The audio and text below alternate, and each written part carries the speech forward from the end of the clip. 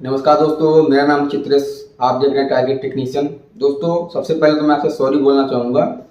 मैं पिछले बहुत दिनों से वीडियो नहीं दे पा रहा था। इसके पीछे का दोस्तों कारण ये था कि मैं जिस कंपनी में वर्क करता हूँ उस कंपनी में काम बहुत ज़्यादा था। इस वजह से मैं बहुत व्यस्त था और उसमें फिर शाम को आकर के फिर वीडियो शूट करना इतना हिम्मत नहीं होता था कि मैं वीडियो बना पाऊँ। लेकिन दोस्तों, मैं आगे से कोशिश करूँगा कि आपको रेगुलर वीडियो दूँ और कहीं पर भी गैप ना हो। दोस्तों, चलिए शुरू कर लेते हैं आज की इस वीडियो को। दोस्तों, मेरे पास बहुत सारी कमेंट आ चुके थे इस टॉपिक पर कि आप इस टॉपिक पर वीडियो बनाइए कि अगर हमारे घर का इलेक्ट्रिक मीटर खराब है, ठीक है, आपके घर में सभी के घरों में इलेक्ट्रिक मीटर लगा होगा, तो अगर वो इलेक्ट्रिक मीटर खराब है तो आप उसको कैसे पता करेंगे कि वह इलेक्ट्रिक मीटर सही है या फिर खराब है, या फिर रीडिंग ज़्यादा तो नहीं आ रहा है, कम तो नहीं आ रहा है, आप ये कैसे पता करेंगे। दोस्तों, इसके बहुत ही आसान तरीका है और आप कोई भी कर लेगा इसको, चाहे वो टेक्निकल हो चाहे नॉन टेक्निकल हो, कोई भी कर लेगा, बहुत ही ईजी है। दोस्तों, वीडियो शुरू करने से पहले अगर आप चैनल पर नए हो तो चैनल को सब्सक्राइब करिए। सब्सक्राइब करने के बाद बेल आइकन बटन जरूर दबा दीजिएगा। दोस्तों, सबसे पहले तो आपको ये समझना पड़ेगा कि जो हमारे इलेक्ट्रिक मीटर होता है उसकी बेसिक जानकारी है। बेसिक जानकारी मतलब कि हम उसको एनर्जी मीटर भी बोलते हैं या फिर हम उसको KWH मीटर भी बोल सकते हैं। अब KWH का मतलब क्या होता है कि K का मतलब होता है किलो, वाट का मतलब होता है वाट, यानी कि जो आपके घरों में इक्विपमेंट लगे हुए हैं वो कितने वाट के हैं। जैसे आपका टीवी हो गया, फ्रिज हो गया, कूलर हो गया, वॉशिंग मशीन हो गया, ETC बहुत सारे इक्विपमेंट होते हैं। और H का मतलब होता है आवर, यानी कि आप जितने घंटा बिजली का यूज करेंगे वह इसका रीडिंग आएगा। जैसे कि K का मतलब होता है 1000, यानी कि 1000 वाट, KWH, ठीक है। अब दोस्तों, उसमें मीटर में ही एक इंडिकेटर लगा होता है जो उसमें सेल लिखा होता है। तो वह जब आपका मीटर चल रहा होता है, यानी कि जब मीटर आपका रनिंग में होता है तो उसमें वो लाइट ब्लिंक करता रहता है। उसका मतलब क्या होता है दोस्तों, इस पर मैं वीडियो बना चुका हूँ। अगर आपने नहीं देखा है तो आप ये वाला वीडियो आप देख लीजिएगा, आपको पूरा क्लियर समझ में आ जाएगा कि इसका मतलब क्या होता है।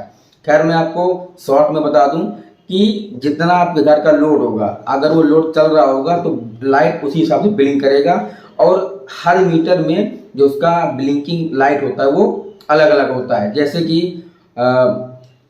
किसी किसी मीटर में 6400 इम्पल्स KWH, या फिर किसी में 3200 होता है, किसी में 1600 होता है। यानी कि अगर 1600 बार ब्लिंक कर लेगा तो 1 यूनिट बिजली कंजप्शन हो जाएगा। अब दोस्तों, आते हैं टॉपिक पर कि हम इलेक्ट्रिक मीटर को कैसे चेक करेंगे कि ये सही है या फिर खराब है। दोस्तों, इसके पहले आपको अपने घर के सारे इक्विपमेंट को बंद करना पड़ेगा, ठीक है। बंद मतलब जैसे आपके टीवी हो गया, फ्रिज हो गया, वॉशिंग मशीन हो गया, कूलर हो गया, सब कुछ आपको बंद कर देना है। यहाँ तक कि आप अपने घर का मेन जो MCB है, यानी 2 पोल की MCB है, अगर आपका घर है तो वो सिंगल फेस का होगा या फिर 3 फेस का होगा, तो आपको मेन MCB बंद कर देना है, ठीक है। सारे इक्विपमेंट तो आपको बंद करना ही करना है, साथ के साथ आपको जो आपका मेन MCB है उसको भी बंद कर देना है। अब दोस्तों, इसके बाद ये सब कुछ बंद करने के बाद अब आपको उसमें क्या देखना है कि आपके पास कोई रजिस्टिव लोड होना चाहिए, ठीक है। रजिस्टिव लोड मतलब कि जैसे कि हीटर हो गया या फिर बल्ब हो गया, ये सब रजिस्टिव लोड में आते हैं। या फिर आप उसको रजिस्टिव लोड में, अगर आप इंटरव्यू में पूछ रहे थे कि रजिस्टिव लोड क्या होता है, तो मैं आपको समझाने के लिए बता सकता हूँ कि जो चीज़ जल करके लाल हो जाए, ठीक है, वो रजिस्टिव लोड में आता है। जैसे आपका हीटर भी लाल होता है, आपका जो पानी गर्म करने वाला हीटर होता है वो भी गर्म होता है, जो आपका बल्ब होता है वो भी गर्म होता है, ठीक है। तो अब आपको एक रजिस्टिव लोड लेना है।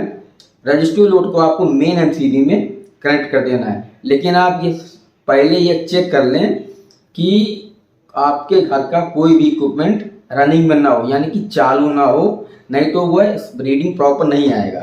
तो अब आपको सबसे पहले क्या करना है कि जो आपका घर का बिजली का मीटर है उस पर आप जाएंगे, उस पर आप देखेंगे कि इस समय प्रेजेंट टाइम में रीडिंग कितना हो रहा है। सपोज मान लीजिए कि 500 हो रहा है, 500 यूनिट हो रहा है। अब वो आपको एक पेपर में कहीं पर भी लिख लेना है। अब इसके बाद आपको रजिस्टिव लोड को, वो 1000 वाट का हो या फिर 500 वाट का हो, कुछ भी हो, अगर 500 वाट का हो तो आपको 2 घंटे चलाना पड़ेगा, क्योंकि 500 गुणे 2 तो आपको 2 घंटे चलाना पड़ेगा। अगर 1000 वाट का है तो आपको 1 घंटा चलाना है, ठीक है। तो आपका कोई हीटर है वो 1000 वाट का है, कोई भी आपका हीटर हो, गीजर हो, आपका हीटर हो, कुछ भी हो, अब आपको उसको मेन MCB में जोड़ देना है, ठीक है। घर का लोड हटा करके मेन MCB में जोड़ देना है। अब वहां पर आपको 1 घंटे तक इंतजार करना है। इसके पहले दोस्तों आपको रीडिंग तो जरूर नोट करना है। जैसे आपका रीडिंग 500 यूनिट हो गया तो वो 500 यूनिट आपको चेक कर लेना है, लिख लेना है। अब उसके बाद आपको 1 घंटे तक उसको कंटिन्यू चलाना है, आपका जो रजिस्ट्री लोड होगा। अब जब 1 घंटे के बाद आप एमसीबी को आप बंद कर दें और फिर आप उसका रीडिंग नोट कर लें। अब जो प्रेजेंट का रीडिंग है उसको और जो आपका पहले था उसको माइनस करेंगे। अगर आपने 1 घंटा चलाया तो यानी कि 501 हो जाएगा, तो यानी कि 1 यूनिट आपका बढ़ गया है। तो अब यहाँ पर अगर 501 हो रहा है तो आपका 1 यूनिट कंजप्शन हुआ, तो इसके हिसाब से आपका मीटर सही है। अब अगर यहाँ पर जैसे 501.5 हो रहा है या फिर 501.4 अगर आपका हो रहा है तो कोई प्रॉब्लम नहीं है। लेकिन अगर इससे ज़्यादा हो रहा है तो आपका मीटर जो है वो कुछ एरर है, उसमें कुछ खराबी है।